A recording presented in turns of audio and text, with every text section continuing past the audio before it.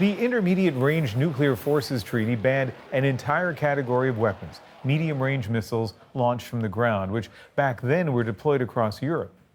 In 1987, the Soviet Union was warming up to the West under its policy of glasnost, or openness. Russia has jeopardized the United States' security interest, and we can no longer be restricted by the treaty while Russia shamelessly violates it. Now Washington says Russia has been ignoring the treaty, and the U.S. needs to catch up. The treaty's demise will also push a new generation of sophisticated weapons into the open, missiles capable of striking targets almost anywhere. But in this Cold War, there would be three power players. Lindsay Duncombe reports. When the U.S. president talks about nuclear weapons, it very much sounds like a race. We're number one, Russia's number two, and China's number three, but China's quite a bit down. The end of this specific treaty isn't a surprise. Russia had been violating its terms with missile tests for years. But what worries nuclear proliferation experts is the big picture. This is very scary times. We are in a new nuclear arms race. If you thought this was behind us, you're wrong. And he says it's as much about China as it is about Russia.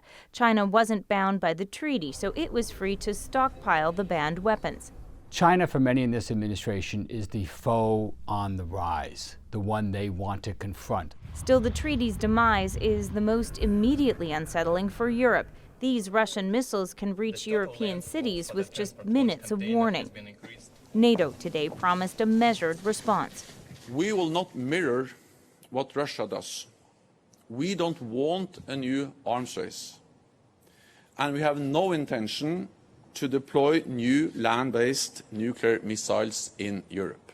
And there's another big deadline looming. The New START treaty signed in 2010 is set to expire next year. It caps nuclear warheads. In a speech this week, National Security Advisor John Bolton suggested it might not be renewed. Why extend a flawed system just to say you have a treaty? What the administration wants is arms control agreements with both Russia and China. That won't be easy.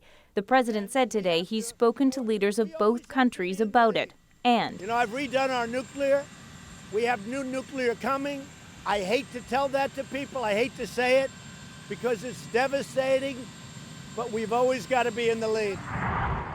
a hint at a new race where the old rules don't apply. Lindsay Duncombe, CBC News, Washington. On the same day he's scrapping the arms pact with Moscow, Donald Trump is talking up efforts to persuade Kim Jong-un to abandon his nuclear ambitions. This as new images of missile launches emerge out of North Korea. 시험 사격이 진행됐습니다. That's state media reporting the test of a guided rocket system, the third launch in just over a week, and supervised personally by Kim himself. The latest projectiles were short range and fell into the Sea of Japan. The tests are widely seen as a response to the planned military exercises between South Korea and the U.S. The U.S. president's response came in a series of tweets. Chairman Kim does not want to disappoint me with a violation of trust. There is far too much for North Korea to gain, far too much to lose. And this. Those are short-range missiles, sure. And a lot of other countries test that kind of missile also. At the UN Thursday, the UK, France, and Germany called on North Korea to engage in meaningful talks with the U.S. But today, the North Korean foreign minister skipped an annual meeting with South Korea, Japan, and the United States.